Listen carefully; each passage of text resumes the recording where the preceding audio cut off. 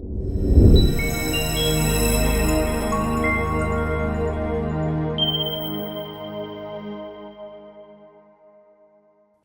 I'm Simi Drey, and welcome to a brand new episode of Life on the Movement Pod with me, Simi Drey. Now, can I just say, the Nigerian fashion scene has been making waves globally. Like, the Nigerian fashion scene is not to be messed with. It's so bad now that sometimes I go online and I see some international celebrities, not mentioning any names, and I'm just like, Omo, you should have let a Nigerian designer style you, because then you would have slayed that red carpet. But we have two incredible guests today who are literally making a scene, who've made a scene in the Nigerian fashion industry. We have Sophia and Medlinboss of SomoBySomo, and of course, Medlin Couture. How are you? Fine, thank you. We're fine, thank you. What an introduction. But did I lie? No, Please, where definitely is not. the lie? No No lie. lie No lie detected. detected. Yeah. And I'm pretty sure I'm not the only one. I'm pretty sure you two have judged some international celebs like, Yes. come on now. A lot. You're making millions. Of What's course. going on? Yeah. Like, no, we should do this. I think you should give us a try. Yes. Yes. we should do Yeah, this. 100%. A lot of fashion flops on the red carpet sometimes. Girl. And I'm like, oh my God. who has been your worst fashion flop? They're Am not I going to me? chase you, don't worry. Honestly, I can't think of any right now. But I think there was something Lady Gaga was some time ago, a few years Fair. ago, and I was like, what is going on? I know she's known for her crazy dresses and all of that. But yeah, I think I can't remember the exact award show or something, but I remember there was an outfit of hers. I think she was in an eggshell or something. Oh, You remember that? Yes. but you also know that that's like her signature. That's her signature, So yeah. if she doesn't put out that show, then it's not Lady Gaga. Yeah. So it's not like it was a look. It was Lady Gaga has arrived. Oh, I So see. they Well, that wouldn't was call it it for me. Yeah. Yeah. So maybe not for fashion. Not for fashion, Yeah. yes, but for But the for her, statement. So if okay. she has things like that, she wants to come and then everybody is on standstill to say, okay, it has to be Lady Gaga. Yeah. So you don't mistake it at all when Yeah. she's appeared. Okay. Yeah. Yeah. So, I So think she that's hasn't the- really worn any normal dresses. I mean, her style is... barely. Yeah. Barely. serious? Yeah, her Her style style is is like very that. out there. Yeah. I was just Yeah. shocked to see that then, and I'm like, oh my God. Okay. I even think... with but the- it did make a statement. It did Yeah. make a statement, It yeah. really did make a statement. I feel like when you look at like some celebrities, and I'll say this because, you know, a lot of other people did say she could have tried Zoe Saldana at the Met Gala. Is it the one with the towel? There was one. I No, don't that was Doja Cat with the towel. God. Zoe, Oh, okay. yeah, Zoe wore this like brown dress that wasn't like really fitted well. I think- I'll show you pictures after, Okay. but yeah, Okay. yeah. okay. But I'm just like, they need Medlin, they need Sophia in their lives. But I mean, let's talk Yeah. about your journey. So, Sophia, like, tell us about your journey into the fashion world. Okay, so mine started after school in 2012. After school, I decided to pursue. I knew I was going to do fashion right from the start, right? So I decided to pursue after school. I started from a tailoring house. Growing up, my mom was a tailor, right? So I already had experiences, tacking buttons and doing all of that. And that was when I was exposed to the possibility of doing this, right? And I knew I was going to chase after this, right? So after school, I decided to take it full time, right? Do it full time rather. And then I went on to learn from a tailor. And then doing 3 months there, I knew there was more, Yeah. right? So I started to search. And at that time, I also was trying to get a job because I had this dream of going to a fashion school in London or Paris or something. But I wasn't coming. The kind of jobs that I wanted at that time with the salary bracket that I was hoping to get didn't come. So I decided to do what I could do with what I had at that time. Yeah, so I enrolled with a fashion school, OSC College of Fashion. I did 3 months training. And then after that, I did internship with a fashion house for about 2-3 months. And that was when it started. Oh, wow. Yes. So when you told your parents you wanted to go into fashion, because like obviously your mom came from a design background. Yes. Was she like mother, like daughter? No, so my parents were, I wouldn't say they were against it, but they thought I should get a proper job and do this on the side. Fair. Yeah, so they didn't see it as a career that I should pursue. You know, they just thought it was something I enjoyed doing, and then I can do it on the side and get a proper job. A proper job to them was get a proper job, a 9 to 5 job in an office or something. And I studied computer science and statistics. So at that time, I got a job offer actually, you know, with a telecoms company that I rejected. Oh, Yes, you rejected I it. did, yes. Because they were going to pay me peanuts. And because I had a dream that I wanted to pursue, I wanted to school in London School of Fashion or something. I just thought it wasn't realistic, right? I was just going to waste the years. Why don't I just, you know, get right into what I really want to do? Yes. Yeah, and then I did that. And here you are. Yes. yes, killing it. And Medlin, I mean, you were doing fashion while you were studying. Yes. How did that happen? Because like school studying is tough. It's hard. So I think I would say mine started from a place of watching. Growing up, my mom was very fashionable. You can't take that away from her. So I watch her for every event. She gives it from head to toe. And because I loved fashion so much, even as a kid, I said I used to watch movies a lot. And when I see air hostess, that is the point. I was like, I want to be an air hostess, not because I want to be flying on the air. I didn't know what it was to be on the air. Like today, well, there was a day I flew and we had turbulence. And I said to myself, was this what I was wishing to do when I was small? You know, but as at that time, I wasn't thinking of, I didn't know how it was, but I knew that I used to see pretty ladies. They'll be talking to people with their mini skirts. Like, I said, this is the job I want because I knew that I would always be slaying to work and everything. So getting into school, I had passion for fashion regardless. And then while I was in the uni, I used to travel a lot. So while I travel, I would buy like clothes for myself. I'll come back to school. As I'm going to school, I'm slaying back to back because that's what I love. It makes me happy to just slay. I love it. Yeah. So when I get to school, over time, my classmates just said to me that, you know, Medley, I think these things are really nice. You should buy some when you travel, patronize you, you know. So I looked at it and I'm like, okay, maybe just give it a try. You never can tell. You know, so I traveled one of my trips and I said, you know what, let me buy one suitcase first. This is for sales. This is for me, my plenty. But this one, let's try and see if we go. And I came, as soon as I got to school, I opened the box, like literally, you know, when you're not expecting, bang, everything was sold. Like, I said, this is good business. So, you know, and also knowing that while I was in school, I also needed the finance because I literally had been working for the young, look, my mom pretty much died early. And then I had to work round the clock to make every penny. And I told myself that I know who my mom is. You know, she always wanted me to go to school. And so I told myself that I was going to make her happy wherever she is. So I had that as a subconsciousness in my head. You know, so I finished secondary school. And as at 15, 16, I already started working just to be able to earn money to be able to go. So when I saw that offer, for every time is something to put food on my table, pay for my school, and also cater to the younger ones and the family that was left under my care, even as a very young listener. So for me, I took it and then I started doing the business. I started with a suitcase, and the next time I went, I came back from one suitcase. I got two, from two, I took it stage by stage. I got 5, and I said, okay, so now we're doing business. Okay, let's see how it goes. So by the time I was done with school, I just told myself, I said, you know what? I know what I'm already earning. So if I go and get a job, will I really be earning that amount of money?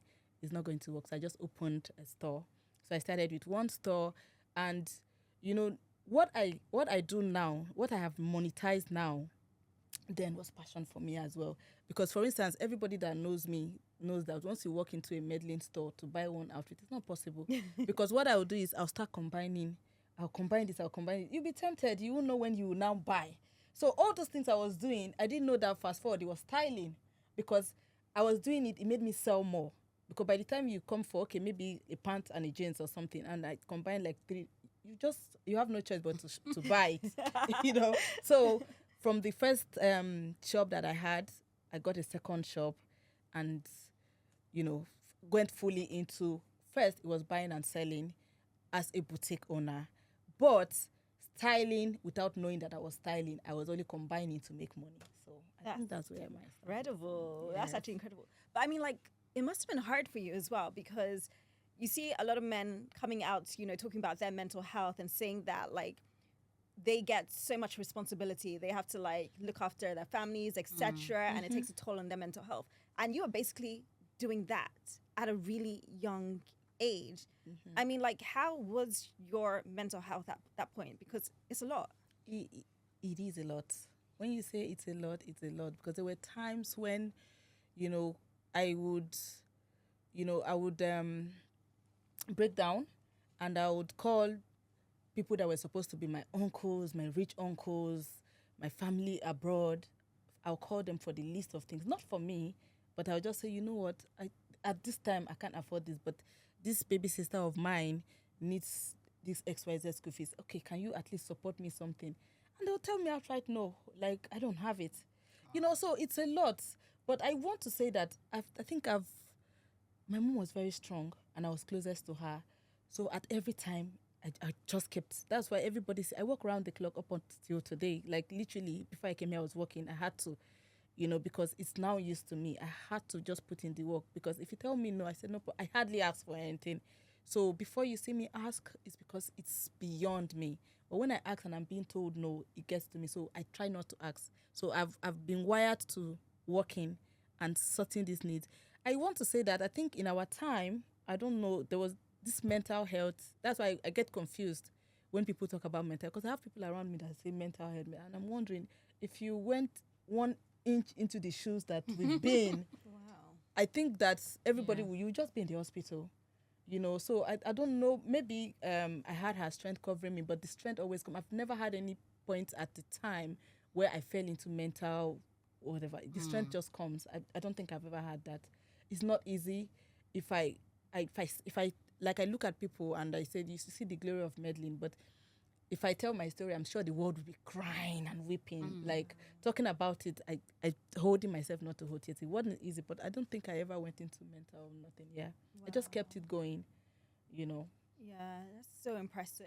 And I think like both of you are like so strong, for, creating these brands as women in Nigeria, because being a business owner in this country, being a business owner is Crazy. hard. Very Being a hard. business owner in Nigeria is another, Another level. level. It's another Yes. level, yeah. Yes. Yes. So you first started your brand in Rivers. Yeah. What made you decide to come to Lagos? Okay, so I spent more, because of school, I was in Port Harcourt for the longest. So I'm going to tell a very quick story. I was still in Port Harcourt, but I started now doing social media.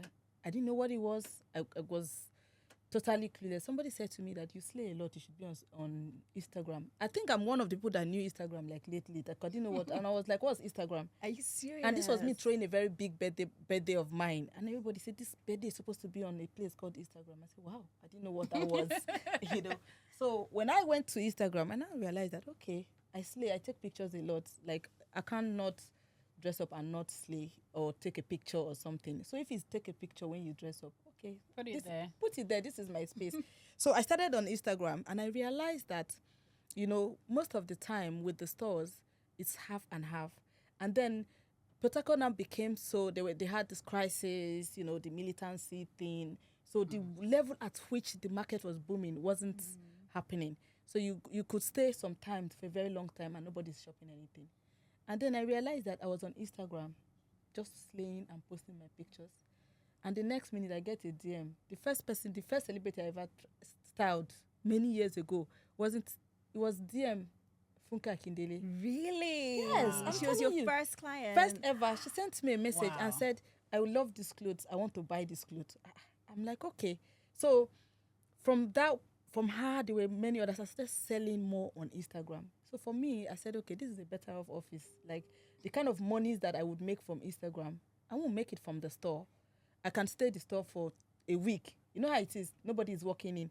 And I'm on Instagram posting my pants and my top, and then it's being sold. And then I realized that from all over the world, I started getting orders. So in fact, I woke up one day, I said, these stores, there's no point. I closed both of them down. And I focused on the Instagram, because I said, other people, I don't know what they are doing there, but you see this place. In fact, people used to make joke of me, because I used to wake up and say, hey, the person that created this Instagram is God that will bless this person. Because so for me, I started from Instagram, and on that same Instagram, I woke up one time. I was in the UK. I had medical, so I was in the UK for some time. So I was checking my DM, and then I saw a lot of people sending me DMs, and saying that, there's this person that they know that I like, I'm an empath. I stand for people that they're fighting against, people that they're oppressing, because they said she told her truth on a show, and then they used it against her. They've just called her different names. They called her that because she's a poor man's child, she's this, she's that. I said, who is this person? And I said, okay, I looked into this. And now I always ask questions to say, because me, I'm not much on social media. I don't know much, but what is happening with this person?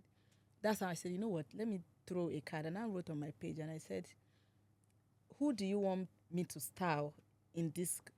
It's like, they had fooled my DM. So when I put up this thing, I had thousands of comments mentioning the name Alex. I said, okay, something must be happening. I now checked. I said, okay, I sent a message to her. I said, hi, young lady, I don't know who you are, but your fans have sent me a lot of messages. How are you? What's going on with you? In fact, they said your mental health should even be checked. But anyway, that's not it. I said, I'm not around right now, but they've also requested and pleaded that I should style you when I get back. Bear in mind, I wasn't a stylist. I was just combining my clothes, like I said earlier. So to them, they just saw that, okay, I had been combining clothes and selling. And because with a Funke, she was still shooting in Asaba back then. It wasn't Lagos. So what I would do is I would drive from Port Harcourt to her place at the whole of the night. She's shooting into the night, stay in her hotel, we'll do wardrobe change for the longest. Like, I'll combine all the clothes for all her this thing till morning. Then I'll finish in the morning. I'll leave her and go to Inedo's own set. I'll do the same thing and go. So when she's wearing the clothes, in their head is already styling. Me, I'm just combining to sell the clothes to her. So I came back and I said, okay, let's do something. I was doing all this from Port Harcourt. I made the outfit. I put everything together. I chose the date and I said, you know what, then I used to come with my team because I didn't know anybody in Lagos. I flew everybody to Lagos. I said, I don't know who this person is, but she sounds a great person. Let's go to Lagos and style. I came to Lagos. I stayed in a hotel. I didn't know anything. So after that style, okay, so when I came, then she had people too that were like her uncles or godparents in the industry. So I met Mabel, Marcon. We did some of the styling, like combination in her house, and then we did the shoot. So by the time I did the shoot, I'm like, okay, here, the pictures, everybody went like, what is this? How do you go from here to here? Yeah. So by the time I was showing the picture, she was showing it to Annie, Dibia. In fact, they were, coincidentally, everybody went out when the pictures just dropped. If you see, everybody was like, no way. Who is this woman that did this magic? No way. So from there, styling, started. So I now realized that everybody was now reaching out. I said, okay, so I would come to Lagos. I finished it and I went back. So when people would call me to come, when I look at, I say, how much is ticket? What will I pay? I just don't bother. But what I now said, okay, if I'm coming to Lagos, I stayed in a hotel. I'll just make sure that I'm styling a couple of people. Then it now makes sense. I'll stay in the hotel, do that and go back. So I was doing back and front, until eventually something happened that changed my mind. I said, you know what? If I'm going to be in this Lagos, I might as well get a place. Because I was, that saying where you hear, when you're a king somewhere, because in Port Harcourt, I'm already like known, big and everything. Coming to Lagos, there's this saying that they say that Lagos, you have to be careful. If you don't plan well, you carry matches box back to your place. I don't know if you heard that growing up. It makes you very scared of Lagos. Yeah. Like, people have come to Lagos and probably failed and they went back. So I'm like, do you want to do this? Be where you are known. That brain just... this devil is very smart, eh? Yeah. Because that was... Looking at it now, I think that was the devil's talk. Because now I'm regretting. I always tell myself, I came late. You came late, yeah. I should have come earlier. But again, God's timing. Exactly. If I had come... you always trust God's timing. If you come at that time, maybe you now use the matches box back. But now, at the time, at his own time, he makes everything beautiful. Yes. So I think it was his time that I should be in Lagos. And I would say that being in Lagos in 1 year or 6 months, 1 year, is like getting everything I've struggled in Port Harcourt for over 10, 15 years. Wow. So, like, of course, everybody was like, this is where you belong. Sense. Yeah, this is it. These are, so these are the people that appreciate what you do. Port Harcourt is not as exposed as Lagos, definitely. So, this is the place. Yeah. And I noticed how you said, like, you're on social media, which is interesting because you have a different angles. View. If you like, can I just say, right? This is Sophia's very, very first interview ever. Like, it's so bad that obviously I know your brand, I've worn your clothes, but I was telling her before we came on air that I didn't even know if you're a man or a woman at one point. Yeah. So, how come you've kept yourself quite hidden? So Tell us. Tell us. I want to hear it. So I'm of the opinion that you should build a brand that would live beyond you, right? So I wanted my brand to be very independent, right? And then I wanted the brand to be known for its worth and its work without having to put my face out there. And then if I've been able to succeed at that, I think I've done a good job. You have. But I'm not exactly a social media enthusiast, if I can say that. I like my space. I just like to be behind the scene. Even these cameras here, no, I'm not it's really a struggle, but yeah. So I think it's just the right time now. Like she said, God's timing is the best. I think it's time that I come out now. And I was telling you behind the cameras that so SomoBySomo is more like an expression of my alter ego, right? So naturally, I'm a very classic person. I just like to be simple and classic and all of that. But there's something in me, right, that wants to be super expressive, that wants to be bold and luxurious and glamorous and all of that. And so I channeled that part into my dresses. Do you understand? And that's why you see all my dresses very bold and strong and very, very glamorous. So I channeled that part of me into the dresses. And so now I'm beginning to come out. I have to create something. I have to create something that would, reflect my personal style, which is what I'm currently working on. So social media is not something that I enjoy to be on. Wow. But at this point, I guess I don't have a choice. Yes. It's time. It's about time. But I just really like to be in my space. Yeah.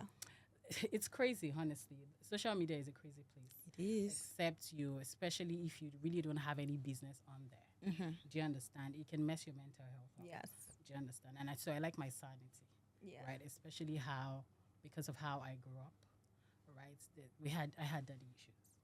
Do you understand? So I always protected my mental state and my space. Do you understand? And that's why I'm really, really off that grid. Yeah. Why did you have daddy issues though? Because your dad was around, no? Yes, okay, so my dad was around. He's still around, right? But let's just say I lived with him as a stranger. At some point, growing up, we were really close. But then when I got into uni, things changed. I really can't say why, honestly, but it just took a turn and I was left alone. So it was a very, very difficult time for me. And that really put me into my shell. Do you understand? It was, how you just move from being a daddy's girl to now being on your own. It took a toll on me, So that was when I actually went into my shell and I enjoyed it. Do you understand? Yeah. I found it safe because I didn't want any more of that drama. So that was it. So how were you able to, because like, obviously you went into your shell and obviously you had, you're going through this because it's hard, like when you feel like a stranger in your own home. How are you able to get from there to here? Because like, girl, you don't look like none of you do not. You do not. Because I would never have guessed. Yeah, so there is a God factor, right? And then I have a strong mother, right, who never made me feel the absence, even though it was almost impossible. But she was so strong for me. She was like a mother and a father at the same time, right? And like I said, there's this God factor. And I had, apart from my dad, I had other people that loved me. That's my sister there, right? So I had my family, my friends that loved and supported me. Even at that time, right, the one thing I missed was the fact that I knew that I had a backbone. Do you understand? I knew that if I needed something or if I wanted something, I could call to say, oh, Daddy, I need this, I need that. And that wasn't there anymore. I wasn't so welcomed by him anymore. And that was really tough for me. But I'm grateful to God that he has been able to bring me this far. and I'm grateful for my mother as well. Yeah.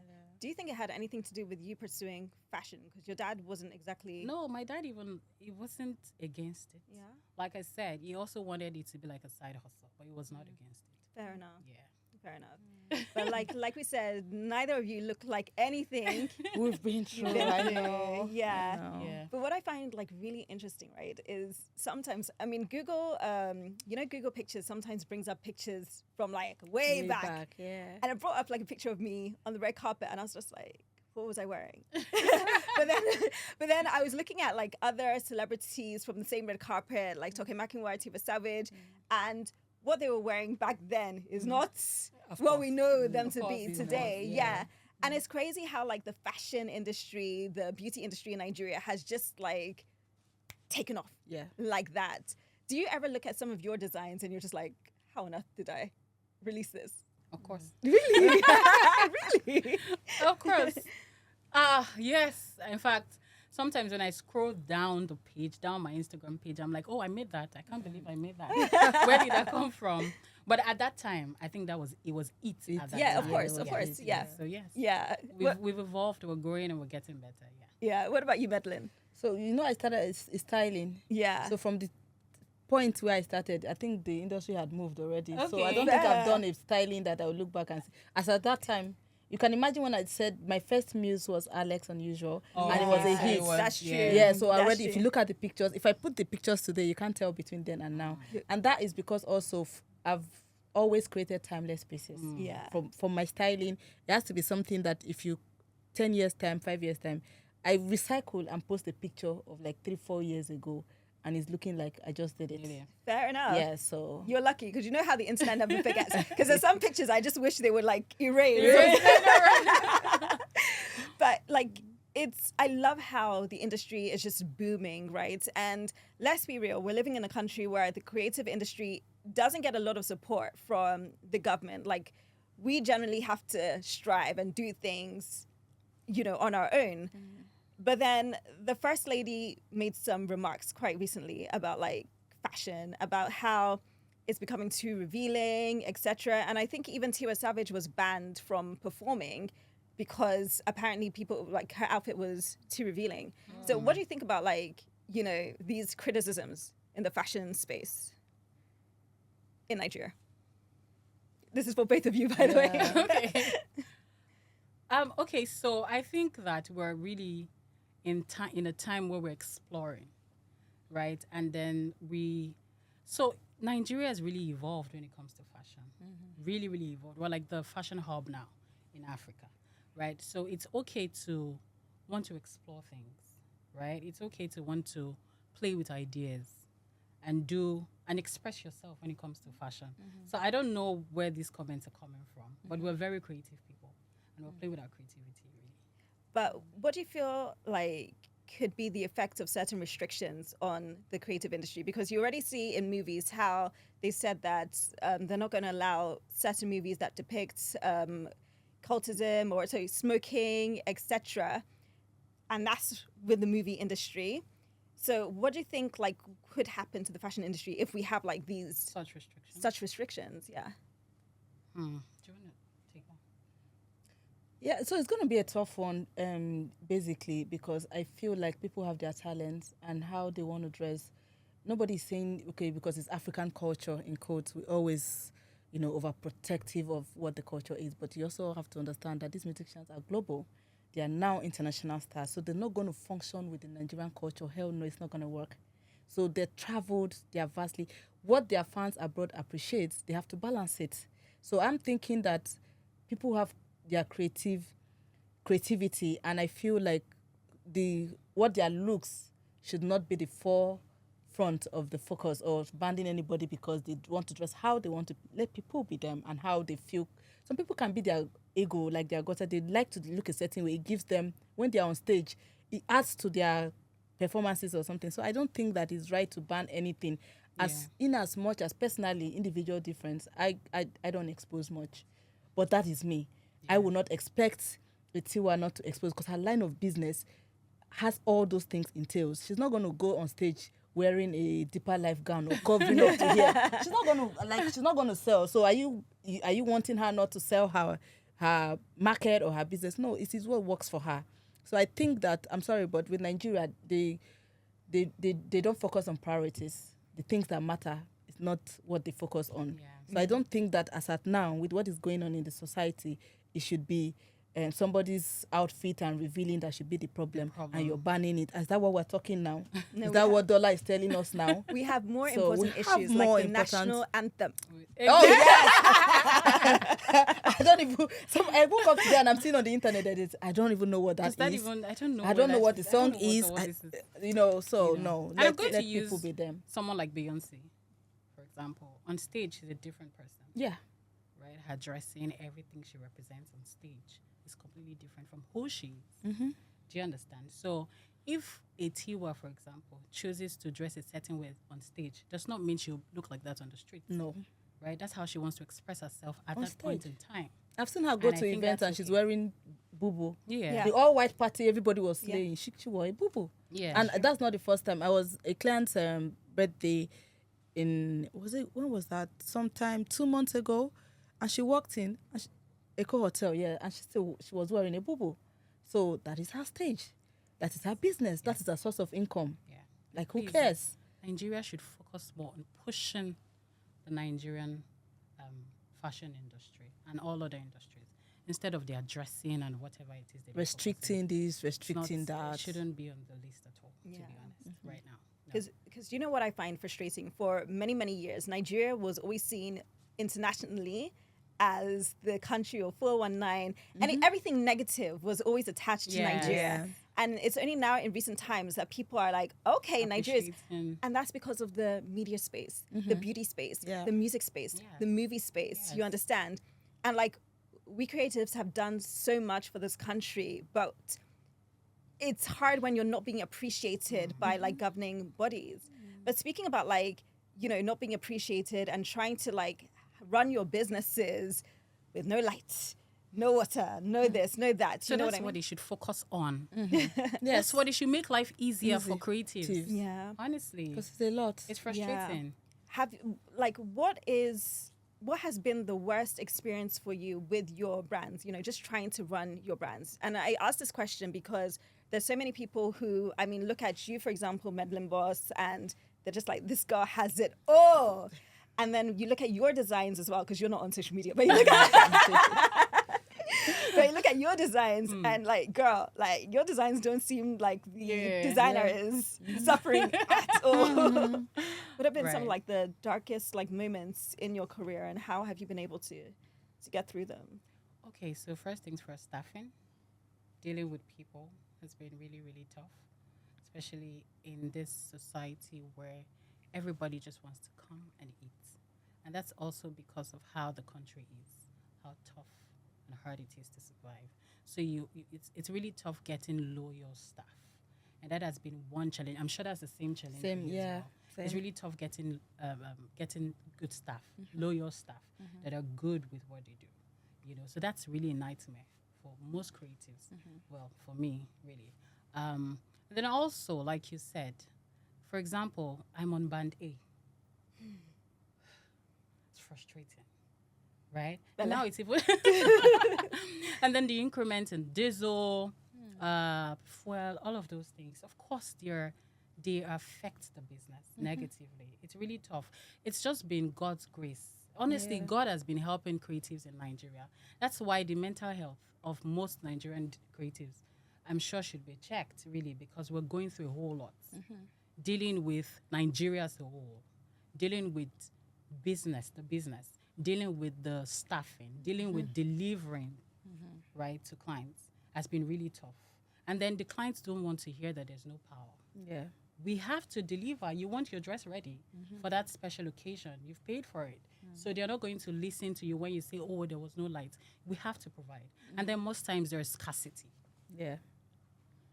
So it's really, really tough and frustrating. So it's when high there's- and then scarcity. Yes. So how do you then deliver? There's no power. There's full scarcity. How do you want to do the work? But then you have to deliver. So sometimes when you see us in our workspace, we're crazy people trying to get things done, trying to ensure that we deliver to clients. because that's the most important thing to the clients, right? And also ensure that tomorrow we're not waking up to our tailors leaving Yes. and then left stranded. So it's a whole lot of things together, dealing with people, staffing, clients, and Nigeria as a country. Honestly, it's crazy. I mean, it's tough. Has there ever been a point where you like literally just broke down and cried from all the pressure? Because Many times. Oh, most of the time.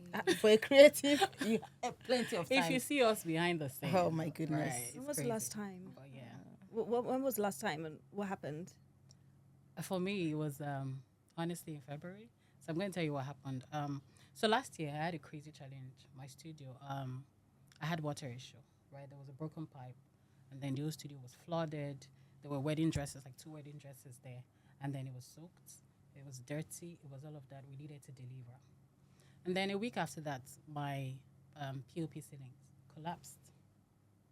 So it was really, at that point, I broke down. It was a crazy time for me. And that's because before that time, I spent so much renovating the space. And then a few months after, this is happening, right? And then even the landlords are not willing to help, to assist, right? So then I had to move to a new space. And you know what the rents are saying now? Crazy. So at that point, I broke down. I was like, oh my God. But look at us, we're posting beautiful dresses and all of that, It's just crazy. But yeah, that's it. What about you, Madeline? So I would say I think that switch is going to answer 2 questions. That switch of when I said, okay, now you're moving to Lagos. So I used to do back and front, Port Harcourt, stay in the hotel, back to Lagos. So one of those times I had a delivery guy, like people that would receive, while I'm coming, I'm flying, then they receive the goods. So if I'm going, I go to the airport, they deliver it, the Port Harcourt logistics take it back. So one of those times, I had a huge loss, very huge loss, because unfortunately for me, I had received goods, apart from styling, I do personal shoppings, I do luxury shoppings for people, and you know what that is, it's a lot of money. So I had received goods from all over the world. I had received goods from UK, from Turkey, because I shop from Turkey too, from America. So everything landed in the hotel. So I was going to just take everything back to Port Harcourt. And then including the goods that we had brought in. So I had a quick call from Rivers State, the Commissioner of Tourism. I asked how it was her birthday. I tried, for some reason, it was short timing, but because it's something I do all the time, she said, oh, please, you have to come. You have to say, you know what, get a ticket. They got me a ticket. I left, and as usual, told Mr. Ola, that was the Yoruba guy that used to do the logistics. As I called Mr. Ola, you know what, just come and move these things. I need to be in Port Harcourt urgently. So I went straight to Port Harcourt, straight to set for that styling. Now, we had to ship in all the goods, a full van of all, like literally most of the things that I had, Waiting in Port Harcourt, I couldn't see goods. What's going on? That's how I got a call that there's somewhere in along the Lagos road. I think it's one Yoruba, this thing like that. They said they have pirates. I said, what is literally everything? Like they hijacked the boss. These clothes are clothes that you won't even understand what it is. They hijacked the box. And then it was like, when you have like a full container of everything, just go down the ocean. So what is going on? Everything, they took the driver, hijacked the van, took it into wherever it is for all I could care. The message I got was everything was gone. I said, I don't understand. Not one thing. In fact, I can be so strong. Being strong has been my thing for the longest. But you see that one, I switched off. I said, you know what? I was crying. I was weeping. I said, you know what? I don't want to do it again. I said, how do I suffer all these years and in one day just watch everything go? I said, even social media, I didn't come. I just switched off. It was a dark cloud. I locked myself in the room. Everybody was calling. I didn't pick. Everybody, I said, God. I stayed in the room. I was crying. I cried like this. On the 3rd day, either the 3rd day or the 4th day, I told myself, I said, this crying that you are crying here, and you say you don't want to do anything, your social media, everything should just go, I just told myself that, how will you eat like this? Like there's nothing again. Now, if you say you don't want to work, so is it that you want to die, which is not an option? Definitely not an option. So if you're going to stay alive, you're going to obviously have to work. Starts from the scratch or whatever it is. You have to work, and don't also forget that for every time I'm thinking school of thought, it's not just about me. I know that I have people in the house. I have people that are younger ones. I have people that, even if I said I won't eat, them they will eat. So at the end of the day, I just told myself, I said, you know what, you need to just get up and start again. Otherwise, you stay in this room and die of starvation. So which one? Choose your calling. So I just got up then. I said, okay, you know what, people that were calling me, maybe I had called me, Medley, I told you about this back and front thing. Even the hotel, you're spending so much money. You should have gotten a space, that it's about time. No more going back. I got the call the next minute. Inedo called me. Babes, what is this I'm hearing? You don't listen. You're supposed to be. So everybody was saying the same thing, that if I had been here. So I just said to myself when they finished, I said, you know what? I just said, if I don't get a space, I'm no longer moving things back and front. I said, I'm going to stay in that Port Harcourt and get this pay for it, so that everything that I have that they've been should just be going to the place. Even if I've not made up my mind to move, by the time the space comes, let everything, if it's Lagos, everything is in Lagos. If it's in Port Harcourt, let it be in Port Harcourt. So back and front will never be. But it was a very hard time for me, because by the time I checked the things that I lost in that thing, I was looking at over 50 million. It was like everything going, so it was, again, some things, when I wake up, I always like to see the positive in everything, like in any situation. Looking back now, I just realized that, in all fairness, if that didn't happen, I won't be in Lagos. So I think that because people had talked, so I needed that strong thing to have happened to say, okay, because from the day I came to Lagos and I paid for a place, I never went back. It was back to back. So now people knew I was in Lagos. I used to turn down jobs because how much, if any job that is below maybe like $1 million, I won't bother, because how much is tickets? How much am I bringing people? So, but now that I was here, it was back to back. Like I can go a whole year without a night of sleep, except I'm intentional to say, you know what, this one I must sleep. So it was sad then, but looking at it today, it was like the turning point to say, this is where you belong. So yeah. Yes, I'm looking at both of you, because can I just say the impact you've made in the fashion scene here in Nigeria, and I'm sure even on a global scale as well, is absolutely incredible. And I just love to, but it's true. And I just love to see, powerful women getting it, and showcasing the world what Nigeria truly has to offer. Yes. Thank you guys so much for being here. Thank you so much for having us. Yeah, I can't believe we've already run out of time, because God, we have. Yes, Wow. we have. You know, I saw them signaling. I'm like, Yeah. we're still have? just. Me too. Wow, that was quick. Yeah, because me too. I You did hadn't well. You see, it's not that difficult after My all. goodness. Well We had a done. good time. Yeah, and I was already enjoying the gist. I didn't want it to. Yes. I didn't want it to end. Yeah, Yeah. Oh, wow. We have to have a part 2. Yes. But thank you so much for joining Thank us you for today. It's been having us. incredible having both of you with us you. here at Life on the Movement Pod with me, Simi Drey. And thank you. Oh, thank you. Thank To you the cast so and much. crew, Yes. thank you. Thank you to our viewers at home watching this. Please don't forget to follow us on all our social media platforms. Like, subscribe, and please share this video. Please share this episode. Yes. And don't forget to keep up with all our updates as well. I catch you same time next week. Till then, bye. Bye. Bye.